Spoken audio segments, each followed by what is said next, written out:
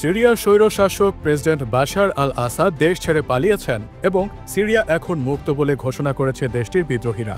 এর আগে বার্তা সংস্থা রয়টার্স সিরিয়ার দুইজন সিনিয়র কর্মকর্তাকে উদ্ধৃত করে জানিয়েছে, প্রেসিডেন্ট আসাদ অজানা গন্তব্যের উদ্দেশ্যে রাজধানী দামেস্ক ছেড়েছেন। এর মাঝেই শোরগোল উঠেছে যে সিরিয়ার দীর্ঘস্থায়ী গৃহযুদ্ধ এবং বাশার আল আসাদ সরকারের পতনের পেছনে অন্যতম গুরুত্বপূর্ণ নাম হলেন আবু মোহাম্মদ আল জুলানি। বিদ্রোহী গোষ্ঠী হায়াত তাহরির আল শামস HTS এর হলেন আবু মোহাম্মদ আল জুলানি।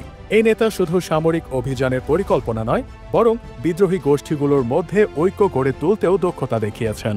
আসাদ সরকারের পতন নিয়ে যখন বিশ্বজুড়ে আলোচনা চলছে, তখন জুলানির পরিচয় ও তার কৌশল নিয়ে আগ্রহ ক্রমেই বাড়ছে। আবু মোহাম্মদ আল জুলানি, যার প্রকৃত নাম আহমদ হুসাইন আল শানা, জন্মগ্রহণ করেন 1982 সালে সৌদি আরবের রাজধানী রিয়াদে। তার পরিবার 1989 সালে সিরিয়ায় ফিরে আসে এবং দামেস্কের উপকণ্ঠে বসবাস শুরু করে। তরুণ বয়সে তার জীবন সম্পর্কে খুব বেশি তথ্য পাওয়া যায় না, তবে 2003 সালে যুক্তরাষ্ট্র ইরাকে হামলার সময় তিনি সেখানে আল কায়দায় যোগ দেন এবং মার্কিন বিরোধী প্রতিরোধ আন্দোলনে সক্রিয় অংশগ্রহণ করেন। 2006 সালে যুক্তরাষ্ট্র তাকে আটক করে এবং কারাগারে রাখে। তবে 2011 সালে সিরিয়ার গৃহযুদ্ধ শুরুর সময় তিনি মুক্ত হন এবং তখন থেকেই সিরিয়ায় বিদ্রোহী আন্দোলনের অন্যতম নেতা হিসেবে আবির্ভূত হন। জুলানি প্রথমে আল কায়দার শাখা হিসেবে আল নুসরা ফ্রন্ট প্রতিষ্ঠা করেন। তার নেতৃত্বে এই গোষ্ঠী সিরিয়ার বিভিন্ন অঞ্চলে ব্যাপক প্রভাব বিস্তার করে। একসময় তিনি ইসলামিক স্টেট IS এর নেতা আবু বকর আল বাগদাদির সঙ্গে কাজ করতেন। তবে 2013 সালে বাগদাদির সঙ্গে মতবিরোধ হলে জুলানি আল কায়দার সঙ্গেই থেকে যান এবং আল নুসরা ফ্রন্টকে নতুনভাবে সংগঠিত করেন।